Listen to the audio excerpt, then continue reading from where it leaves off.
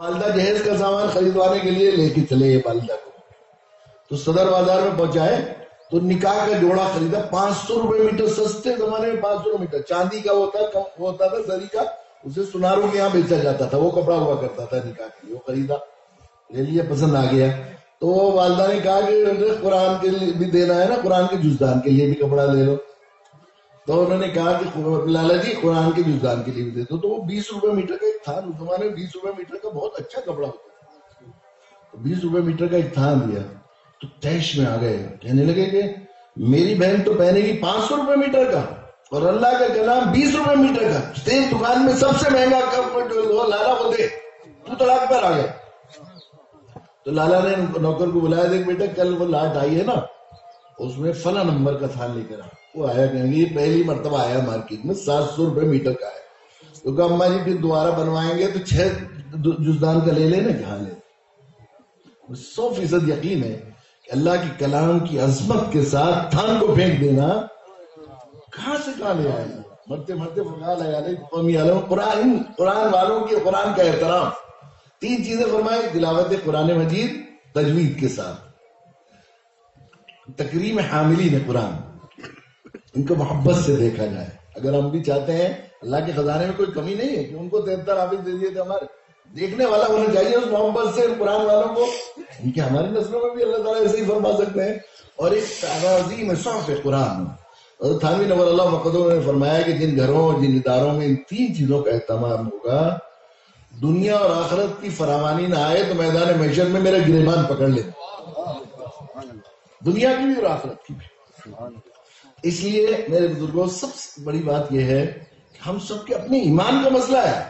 اعمال کچھ بھی نہ ہو، ایمان ہو تو بن جائے گا، ایمان نہ ہو، اعمال سارے ہوں، تعلق گزاروں، کوئی حیثیت نہیں۔ ایمان کا مسئلہ ہے کہ ہم قرآن کے خیرکم من تعلم القرآن وعلمہ پر ایمان پیدا کریں اپنے اندر، اور اس کے خلاف دل میں کبھی آئے تو اسے 100% تعاون کر کے اسے وسوسہ شیطانی اور کفر سمجھے کہ ان سے بہت محترم بھی کوئی ہو سکتا ہے، یہ بات دل میں آئے تو سمجھے کہ اندر کفر پک رہا ہے، شرک پک رہا ہے۔ دوسری ایک بات موجودہ حالات کے سلسلے میں مجھے اسی ضمن پیدا بتانی ہے۔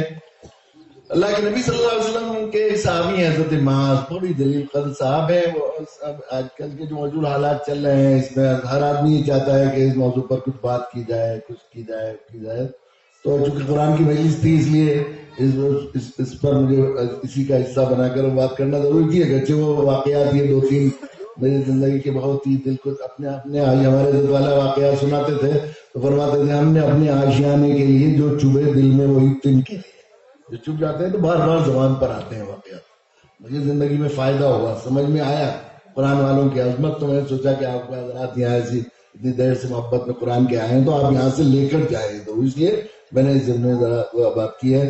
ذرا مختصر سے اس میں میں دوسرے حصے پر بات کرتا ہوں۔ حضرت معاذ رضی اللہ تعالیٰ سے نے جو ہے، یہ دنیا میں اللہ کی حکومت چلتی ہے، یہ تو بات ہے، کائنات میں کس کی حکومت چلتی ہے؟ اللہ کی چلتی ہے، قانون بھی اللہ کی چلتی ہے، جس کو عزت معزز بنانا، محترم بنانا، جس کو باقی رکھنا ہے، جس کو رکھنا، اللہ کے یہاں سے فیصلہ ہوتا ہے، اور جس کو مٹانا ہے، جس کی جان مال کو خطرے میں ڈالنا ہے، اللہ کے بغیر یہاں پر پتہ نہیں۔ اللہ کسی کی حفاظت فرمانا چاہیں، اس کو اونچا اٹھانا چاہیں، ساری دنیا کی طاقتیں اسے مٹانا چاہیں تو مٹا نہیں سکتے، اور ساری دنیا کی طاقتیں اسے بنانا چاہیں تو جو حفاظت کے طریقے ہیں وہ ہلاکت کا ذریعہ بن جاتے ہیں۔ یہ ہم روز دیکھتے ہیں زندگی کے، اس کے تجربات دیکھتے ہیں۔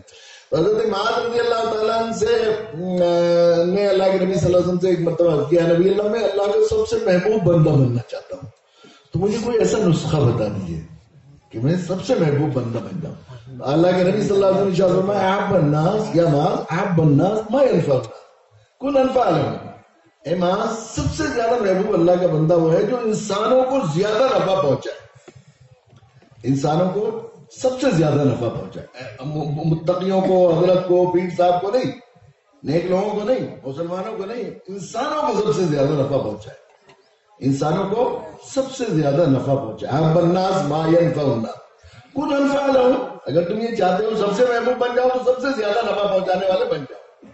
اب کسی انسان کا سب سے زیادہ نفع یہ ہے کہ وہ کامیاب ہو جائے، اس کا انحصار ہے اس کے ایمان پر، اس کو ایماندار۔ اس کام کے لیے اللہ تعالیٰ نے انبیاء علیہ السلام کو دنیا میں بھیجا. سب سے زیادہ نفع پہنچانے والے تھے، اس لیے سب سے زیادہ محبوب بندے تھے. اللہ کے نبی صلی اللہ علیہ وسلم کی ختم نبوت کے صدقے میں یہ دنیا پر ہمیں دے گئے اور ہم سے فرمایا کنتم خیر امۃ اخرجت للناس، تم سب سے بہتر. حضرت عمر رضی اللہ عنہ فرمایا کرتے ہیں، نہیں فرمایا انتم خیر امۃ، تم بھی اچھے ہو، یہ بھی اچھے ہو. اردو میں کہیں تو کنتم، تم ہی خیر امت ہو.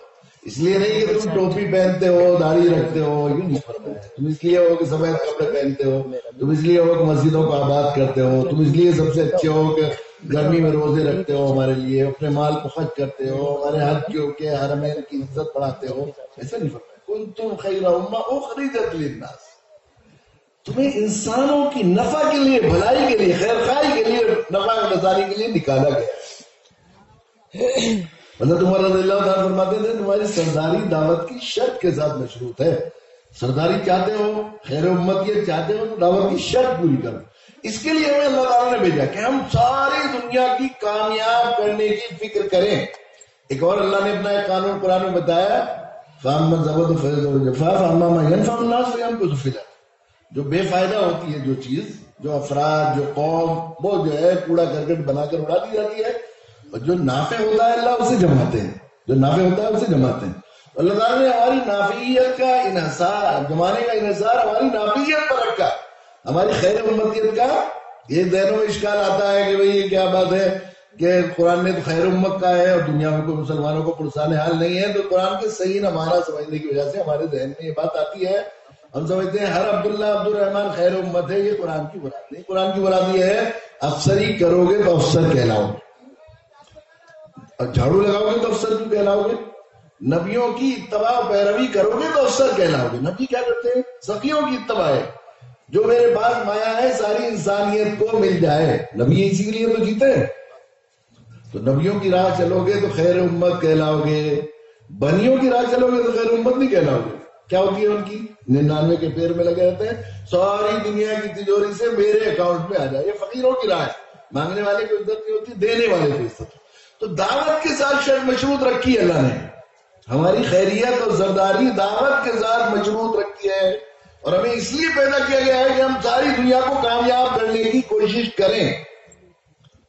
ایک بات اور سمجھ لیجیے، اب جو دنیا میں جو کچھ حالات ہیں، ہم سمجھ رہے ہیں کفر پھیل رہا ہے، ظلم بڑھ رہا ہے، ظلم پھیل رہا ہے، شرک پھیل رہا ہے، باطل طاقتیں جو ہے مسلسل ہو رہی ہیں. قرآن نے ساری جتنی اسلام کے خلاف جتنی تحریکیں، باطل مذاہب، شرک، کفر، برائیاں، ان کو ظلمات کہا ہے، اور اسلام کو کہا ہے نور، روشنی. واحد کے صیغے میں روشن ایک ہی ہوتا ہے، روشنی. تو روشنی پھیلتی ہے، جتنی چیزوں کی رفتار معلوم ہے، سب سے تیز رفتار اب تک بھی سائنس کی ایجادات کے باوجود سب سے تیز رفتار روشنی ہوتی ہے. کسی مسافت کو زیادہ گرنا ہوتا ہے تو لائٹ ایئر ایک پیمانہ ہوتا ہے، کیونکہ سب سے تیز رفتار روشنی کی ہوتی ہے. تو اندھیرے پھیلتے نہیں ہیں، اندھیرے خالی جگہ لیتے ہیں. بلکہ صحیح بات یہ ہے کہ اندھیرے کا کوئی وجود نہیں ہے. اندھیرے روشنی کے نہ ہونے کو اندھیرا کہتے ہیں. اندھیرے پھیلتے نہیں، روشنی پھیلتی ہے. یہ بڑا حال ہے، رات کو اندھیرا ہو رہا ہو، ذرا سی ماچس جلائیے، ذرا سی موم بتی جلائیے، کہاں جائے گا روشنی؟ اندھیرا کیسے جائے گا؟ ذرا سی دیر میں. قرآن پر ایمان ہے، جان حق و ذاق الباطل ان الباطل. اگر اس پر ایمان ہے کہ اسلام حق ہے، اگر اس پر ایمان ہے کہ اسلام کے علاوہ سارے نظریات باطل ہیں، تو قرآن کی اس بات پر ایمان کی بات کہتا ہے کہ حق آیا، باطل بھاگا. اور باطل جمنے کے لیے، ٹھہرنے کے لیے، پھیلنے کے لیے نہیں ہے، باطل جانے کے لیے. اندھیروں کا اندھیرے، صحیح بات یہ ہے کہ اندھیروں کا کوئی اپنا وجود نہیں. یعنی ساری برائیاں، جتنی برائیاں ہیں، ظلم ہے، زیادتی ہے، سفاکی ہے، درندگی ہے، فساد ہے، نفرت ہے، شرک ہے، کفر ہے، بے حیائی ہے، فوج ہے، سب ظلمات.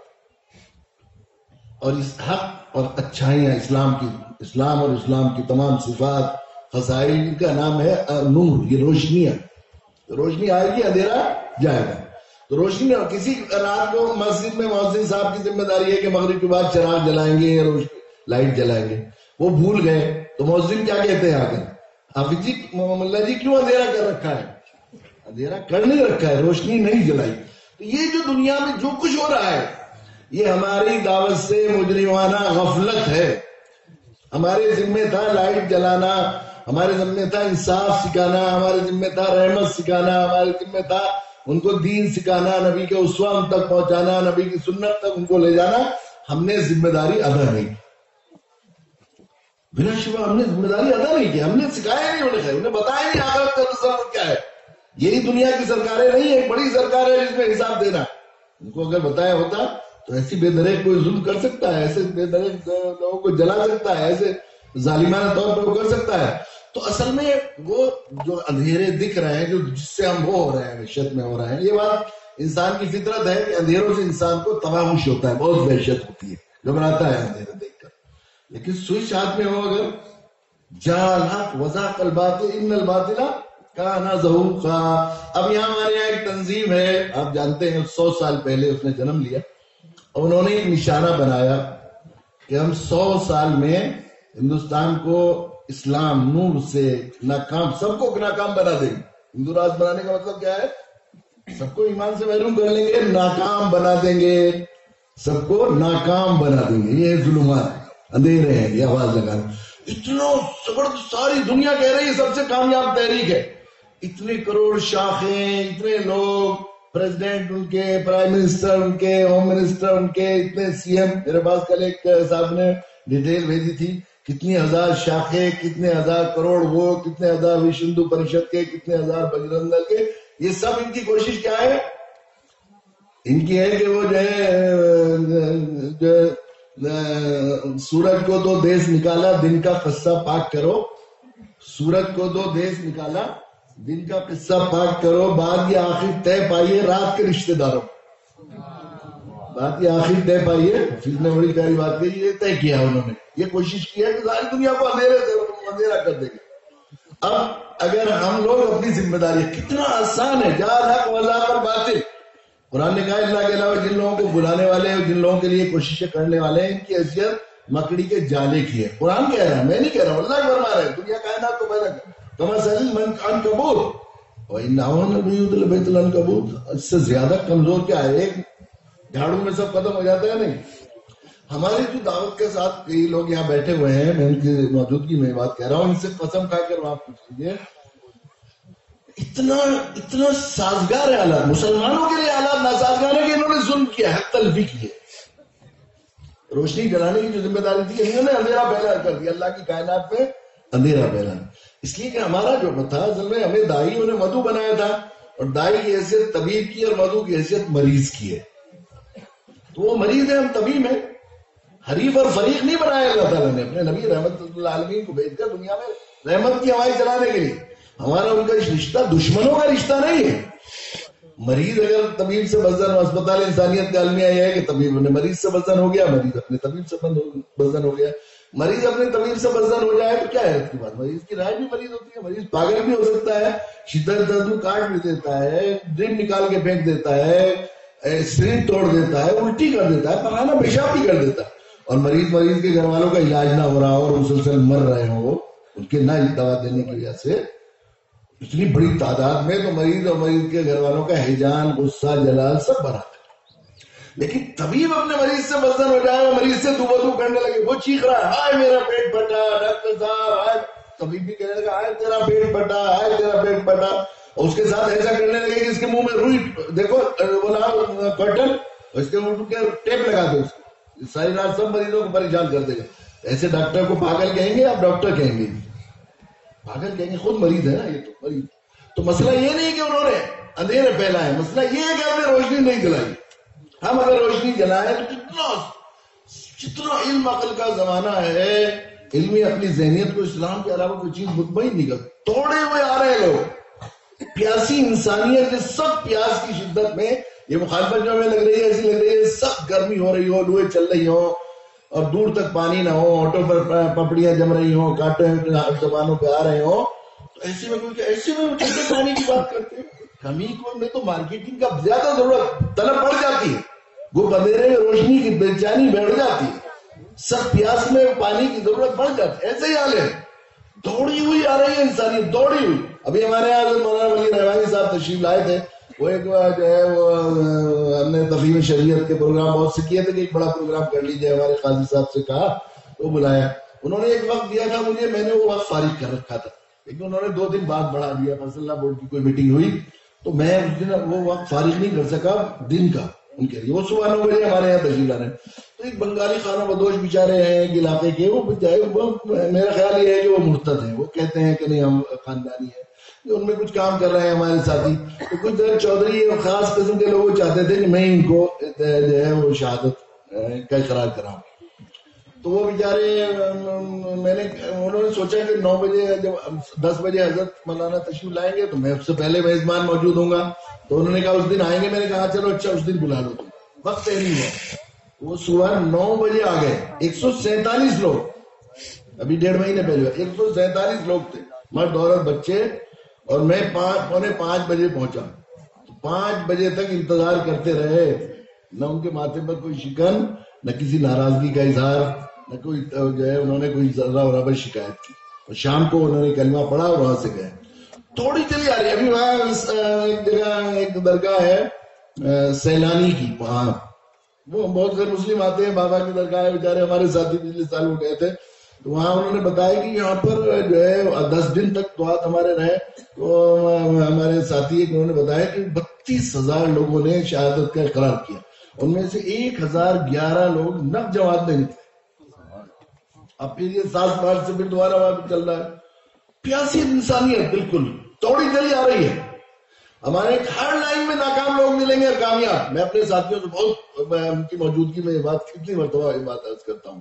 ہر لائن، مدرسہ کھولنے کی کوشش کی کامیاب نہیں ہو سکتی، مسجد بنانے کی کوشش کی، جماعت کے کتنے ساتھیوں کی میں نے کارگزاری سنی ہے، پورے ایک چلے میں ایک آدمی کی بھی نفر تشکیل نہیں ہوئی، ایسا ہوتا ہے، فیکٹری لگائی نہیں چلائی، اسکول چلانا چاہتے تھے نہیں بنا کر سکے، راستہ بنانا چاہتے تھے نہیں بنایا کوئی بھی، آئیس کے کمپٹیشن میں کتنی کوشش کی، نیٹ کے کمپٹیشن میں ناکام رہا، لیکن یہ کام ہے دعوت، غیر ایمان والوں میں ایمان کی دعوت، ایک ہمیشہ کے ناکام کو ہمیشہ کامیاب بنانے کی کوشش، انسانیت کی خیر خواہی، اس کے ساتھ ہمدردی، اس کی سچی محبت کا حق ادا کرنا اپنے خونی رشتے کے بھائی، اس کو اپنا سمجھ کر، اس کو مریض سمجھ کر، اس پر ترس کھا کر، نبی کی طرح درد میں اس کے لیے گلنا، راتوں کو رونا، ایک آدمی بھی دنیا میں مجھے آج تک ایسا نہیں ملا، ایک آدمی بھی جس نے چند دن کوشش کی ہو اور اس کے ہاتھ پر ایک آدمی بھی ایمان نہ لایا، پوری دنیا کی بات کہہ رہا ہوں، دنیا کے کتنے ملکوں میں اللہ کا شکر ہے میں نے سفر کیا ہے، ایک بھی آدمی نہیں، ہمارے یہاں دعوتی تربیتی کیمپوں کا سلسلہ چلتا ہے، اللہ کا شکر ہے کہ وہ جاتے ہیں ہمارے ساتھی، جانتے ہیں وہ لوگ کہ قرآن پر توحید رسالت آخرت، جس طرح کتنی مرتبہ میں نے ڈیمو بھی کرایا، ابھی میں وہاں اورنگ آباد گیا تھا، اورنگ آباد میں اجتماع ہوا، ایک بہت بڑا اجتماع، تو وہاں ہمارے برادران وطن نے کتنی زمینیں دے دی، ان کا کرایہ بھی نہیں لیا، حضرت صاحب نے بھی اعلان کیا کہ ان کے لیے دعا کیجیے، ان کا حق ادا کیجیے، ہمارے ساتھی وہاں دائی چلے گئے، وہ اس کے بعد میرے جانا ہوا تو وہاں کے جو امیر صاحب ہیں وہ جو ہے وہ عصری تعلیم یافتہ کوئی افسر رہے ہیں ماشاءاللہ، وہ تشریف لے آئے، میں نے کہا میں ڈیمو کرانا چاہتا ہوں، کہ ہاں بتائیے کہیے، میں نے کہا 3 ایسے جو تشکیل کے ماہر ہوں، جو نقد تشکیل کر کے لاتے ہوں، وہ 3 ہمارے تبلیغی جماعت کے پرانے ساتھیوں کو بلائیے، آپس میں مشورہ کرنے، ان کو بلا، وہ نہیں چھوڑتے، وہ تو نقد لاتے ہیں، وہ نقد لاتے، 3 لوگ طے کیے انتخاب کر کے وہ آ گئے، میں نے کہا ہمارے ہفتے واری گشت کا دن تھا، میں نے کہا ان میں سے جو آپ کو سب سے زیادہ کمزور دائی لگ رہے ہو، ان میں سے 3 کو بھی چن لیا، تو انہوں نے دیکھا ایک صاحب ننگے سر تھے نوجوان، تو ان کو بلا لیا کہ تو ایسے لڑکا ہے، 2 کو بھی، میں نے کہا آپ کو ہر ایک کو 3 لوگوں سے ملنا ہے، اچھی جگہ چلے جائیے، ان سے کہا کہ آپ اپنی مرضی سے جائیے، 3 لوگوں کو 3 دن کی جماعت کے لیے لے کر آنا ہے، نقد کر کے، ہر ایک آدمی کو 3 لوگوں کو 3 لوگوں سے ملنا ہے، ان کو نقد لے کر آنا ہے، اور جتنے ہو جائے ان کو لے کر آ جائیے، تو ٹھیک ہے، اور میں نے کہا آپ کو کسی ان میں سے بتائیے یہاں سب سے زیادہ خطرناک محلہ جہاں، ان کو وہاں بھیج دیجیے، ایک رہبر دیا گیا، وہ معلوم ہوا کہ وہاں پچھلے دنوں فساد ہو گیا تھا، وہاں گئے، تو جب وہ 1 گھنٹہ 22 منٹ میں ایک صاحب آئے، وہ جو جماعت والے تھے وہ 2-2.5 گھنٹے کے بعد لے کر آئے، 3 لوگوں کو لے کر جماعت والے، اور یہ 9 لوگوں کو لے کر آئے، نقد لوگوں کے 9 نے کلمہ پڑھا، اور یہ 3 لوگوں کو لے کر آئے، صرف 3 لوگوں کو لے کر آئے، تو میں نے کہا تینوں تیار ہیں جماعت میں جانے کو؟ انہوں نے کہا نہیں میں تو اگلے ہفتے جا سکتا ہوں، ان میں سے ایک نے منع کر دیا، ان 3 سے میں نے بات کی، آپ کتنے خوش قسمت میں ہیں، اللہ کے نبی نے بات فرمائی ایک زمانہ وہ آئے گا کہ آدمی صبح کو مومن ہوگا، شام کو کافر، شام کو مومن، ایک دن ایک رات. یہ ایمان جانے کا بہت مانا ہے. اسی میں اللہ نے آپ کو ایمان دیا. اب اس کی قدر کرنی ہے، حفاظت کرنی ہے. ٹکٹ خریدا ٹرین کے لیے اور کھو دیا راستے میں تو کام نہیں ہوگا، موت تک اس پر چلنا. اس کو سیکھنا پڑے گا آپ کو. اس کے لیے آپ 40 دن جماعت میں تشکیل کی، 40 دن 4 مہینے کہ یار ٹھیک ہے نا ہم لگائیں گے، کہ 3 دن نقد لگا لیں تو آپ کو ذرا ہو جائے گی. کب لگا سکتے؟ تو کہنے کہ ہم تو تیار ہیں، ابھی آج سے بھیج دیجیے. 9 کے 9 تیار ہو گئے. 9 اور 2 11 کی جماعت بھیجی 3 دن. اتنے اعلیٰ سازگار ہیں. آپ بن جاتے ہیں. ایک لوگ دعوتی تربیتی کیمپوں میں 2 گھنٹہ، وہ 2-3 گھنٹے جاتے ہیں ملنے کے لیے، تو ہر 2 آدمیوں سے اگر ملاقات ہوگی تو ایک آدمی ضرور نقل کرنا پڑ لیتا ہے. یہ ہمارے 17 سال کا تجربہ ہے. اب میکسیمم آدھے گھنٹے بات کرنی ہوتی ہے. اب ہمارے یہاں ہندوستان میں اگر ہم ہندوستان کی حالت دیکھیں، سرکاری اعداد و شمار کے لحاظ سے ہر چوتھا آدمی ایمان والا ہے. 3 بھائی ہمارے، اگر ہم ان کو اپنا سمجھ کے محبت کے ساتھ ان کے پاؤں پکڑ کر رات کو ان کے لیے دعائیں کر کے ان تک جائیں، اور اگر سرکاری اعداد و شمار کے لحاظ سے ہر چوتھا آدمی، معاف کیجیے، اور صحیح اعداد و شمار کے اعتبار سے ہر جو ہے وہ 5واں آدمی مسلمان ہے ایمان والا. سرکاری اعداد و شمار کے مطابق 20% ہے. اور اگر صحیح اعداد و شمار کے مطابق ہر چوتھا آدمی مسلمان. تو پورے دن میں صرف 3 لوگوں پر کام کرنا ہے، 4 پر مان لیجیے. 5واں آدمی ہے تو 4 پر کام کرنا ہے. جو لوگ سویرے، ہمارے کئی لوگ بیٹھے ہوئے ہیں یہاں پر، انہیں مسجد میں بٹھا کے پوچھئے اگر آپ کو یہ کیا جائے 1 مہینے تک کہ آپ کو 4 آدمیوں کو روزانہ کلمہ پڑھانا ہے، آپ کیا کرتے ہیں، کیا سوچتے ہیں کتنے % رزلٹ آئے گا؟ تو یہ مسجد میں بیٹھ کے اللہ کو حاضر ناظر کہہ کے انشاءاللہ 30 کے 30 دن 4 آدمی ضرور ملے. ایسے کتنے ساتھی ہیں ہمارے 1 گھنٹہ 2 گھنٹہ کسی سے ملاقات کرتے ہیں، 1 دن کے روزانہ 1 کے حساب سے اللہ تعالیٰ سالوں سے ان کے وہ جو ہے پورے کرا رہے ہیں. تو صرف 1 دن مسلمان غیریت چھوڑ دیں ہمیں. یہ جو ہم نے ظلم جنہوں نے کیا ہے وہ غیر نہیں ہے ہمارے. دیکھیے نفرت، اللہ یہ ملک جس میں ہم رہ رہے ہیں، اللہ کے نبی نے فرمایا وہ ہندوستان کی مٹی سے محبت کی خوشبو آتی ہے. اور دیکھیے اب یہ اس حدیث کو علماء کہتے تھے کہ موضوع حدیث ہے. ابھی ایک مدینہ کے عالم دین نے 17 صفحوں کو مضمون لکھا ہے اس حدیث کے اسناد پر اور اس کی تقریب پر. یہ بات سے اور اندازہ بھی ہوتا ہے، جاتے ہیں نا دنیا کے ملکوں میں، آپ جائیے ملک کے رہنے والوں کی نفسیات کو آپ تجزیہ کریں گے جاری طور پر تو آپ کو اندازہ ہوگا اتنے محبت بھرے ہمارے ملک کے لوگ ہیں پوری دنیا میں کہیں نہیں. ہمارے عزیز کا شعر میں اکثر سنایا کرتا ہوں، کلفی والے کے لیے انہوں نے لکھا تھا، ریڑھی پر لکھنے کے لیے، قریب آؤ تو شاید سمجھ سکو مجھ کو، یہ فاصلے تو غلط فہمیاں بڑھاتے ہیں. تو یہ میدان دعوت میں جائیں گے تو معلوم ہوگا. وقتی طور پر جنون پیدا ہو جانا، یہ فسادات سے آپ کو نا فطرت نہیں بدلتی. وہ تو حقیقی ہندوستان میں جتنے مقدمات عدالتوں میں ہیں، پچھلے دنوں ایک رپورٹ آئی تھی 77% مقدمات خونی رشتے کے عزیزوں کے ہیں، قتل کے، غارت گری کے، لوٹ کے.